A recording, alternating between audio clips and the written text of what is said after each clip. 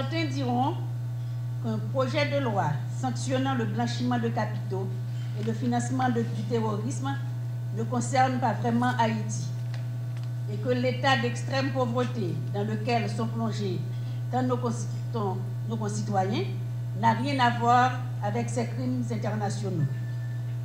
Le blanchiment de capitaux, le financement du terrorisme et la prolifération des armes de destruction massive constituent en effet des menaces pour la sécurité mondiale et l'intégrité du système financier. Mais je pense que ce serait se tromper lourdement de penser que nous sommes à l'écart de ces menaces planétaires. L'argent sale fait en effet bon ménage avec la pauvreté, les faiblesses de l'état de droit et l'absence de transparence dans les transactions financières. Nous ne pouvons pas nous permettre ce genre de flux financiers douteux qui, sous couvert de financer l'économie, détruisent la société et corrompent les esprits. Par ailleurs, et plus prosaïquement, ne pas adopter la législation idoine nous condamnerait à figurer sur la liste noire des pays qui ne combattent pas les crimes financiers et amènerait la communauté internationale à nous tourner le dos.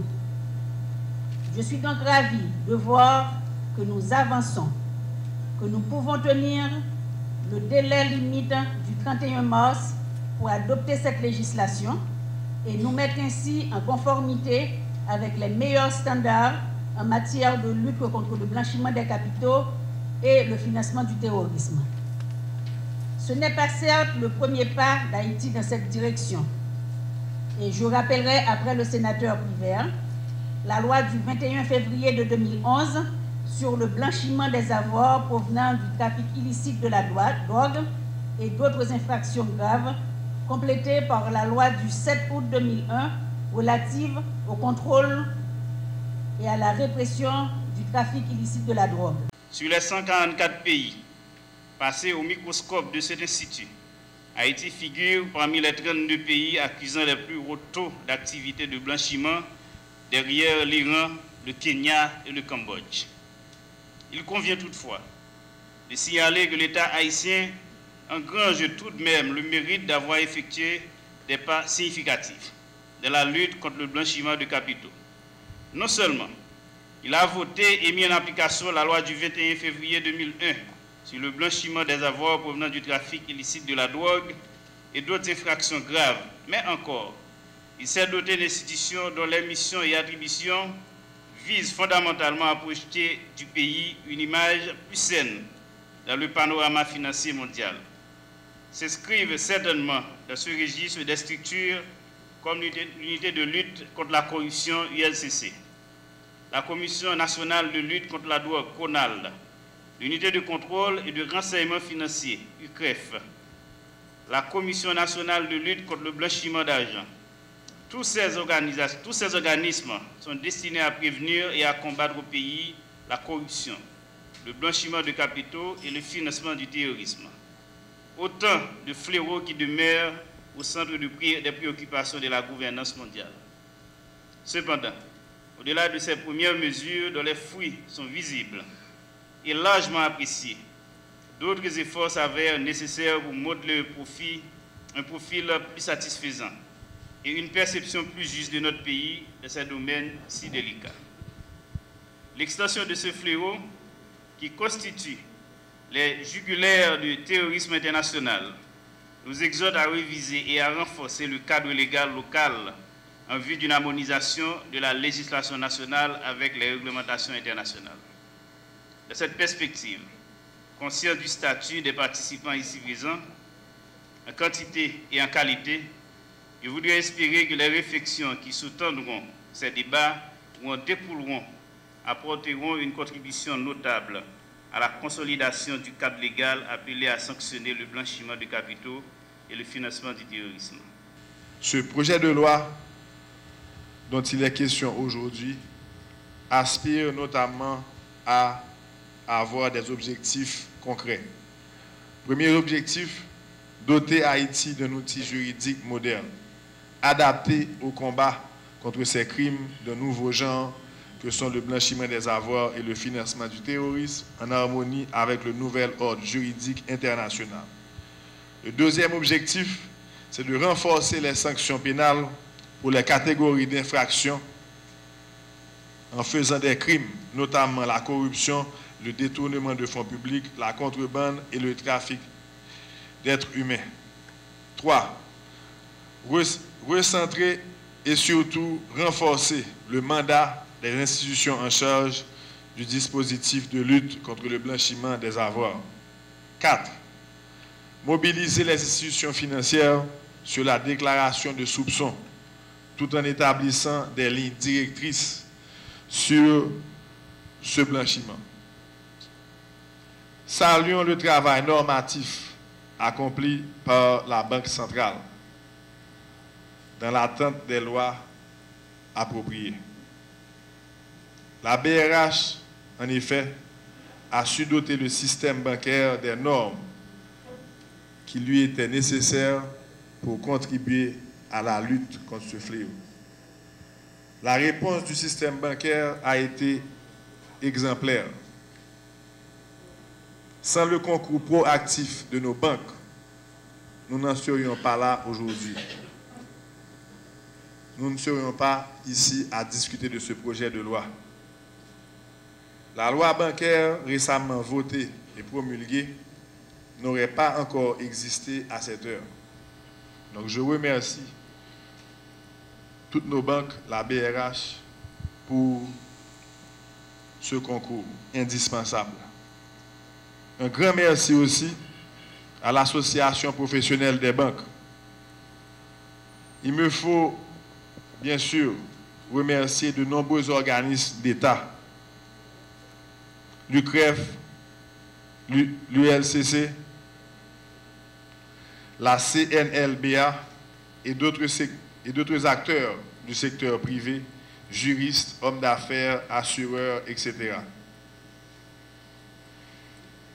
Bien que les progrès soient notables, soyons conscients qu'il en reste beaucoup à faire. Tout spécialement, il est indispensable qu'une nouvelle loi anti-blanchiment et anti-financement du terrorisme soit votée d'ici le mois de mars 2013. Ceci en harmonie aux normes internationales et aux délais fixés. Notre obligation d'État responsable nous le commande. Un manquement à ce devoir nous amènerait à être classés au nombre des pays dits non coopératifs. Nous devons souligner que lors de l'Assemblée plénière du GAFIC aux îles Vierges britanniques en novembre 2012, de nombreuses obligations ont été faites à Haïti. La plus importante de ces exigences était la mise en place d'une loi contre le blanchiment des avoirs.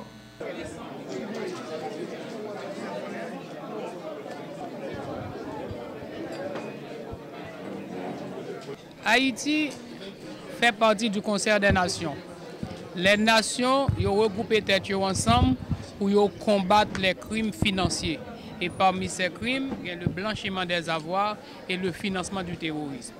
Haïti, pour répondre à ces engagements internationaux en matière de lutte contre le blanchiment, il y a un ensemble de recommandations, un ensemble de normes, un ensemble de principes, un ensemble de procédures que l'on doit adopter. Et parmi ces procédures, effectivement, c'est une nouvelle loi sur le blanchiment des avoirs et le financement du terrorisme.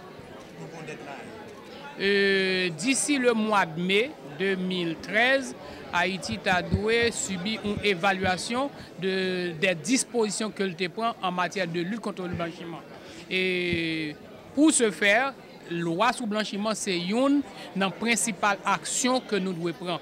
Et aujourd'hui, le gouvernement fait dépôt de loi, le Parlement saisi de loi, mais comme nous rendons compte de loi qui pas seulement concerne et pouvoir d'État, il concerne aussi bien la société civile, il concerne les partis politiques, il concerne les hommes d'affaires, il concerne les coopératives de paye de crédit, il concerne les banques. Ça nous fait aujourd'hui, c'est réunir tout le monde ça yo, non seulement pour nous présenter au texte là, pour nous discuter là avec yo, pour nous recueillir opinion yo, commentaires yo, réactions yo, pour nous arriver à un texte harmonisé qui répond d'abord à la préoccupation de l'État pour doter de cet instrument, mais qui prend en compte les attentes de toute la communauté pour que loi salaire nous fin voter, l'y appliquer et le produit des résultats. Ok, et sénateur, au cas où Haïti pas arrivé à voter loi ça avant mars 2013, quelle serait la position d'Haïti au niveau international? Je vais dire au cas où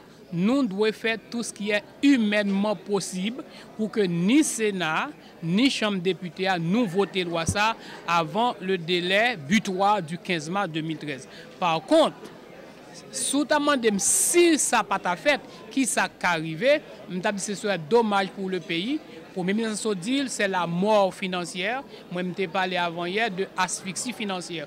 Toute transaction internationale, mais pas de transaction financière pays a bien pour faire, yo capable bloquer. Nous capable pas payer importation nous. Or si nous pas payer importation, vous comprenez ça veut dire si transaction pour nous faire à l'étranger avec les cartes de crédit, nous pas capable faire transfert d'argent cap sorti de la diaspora vers Haïti et transfert d'argent nous ca obligé faire pour nous payer ti moun qui est petit à l'étranger.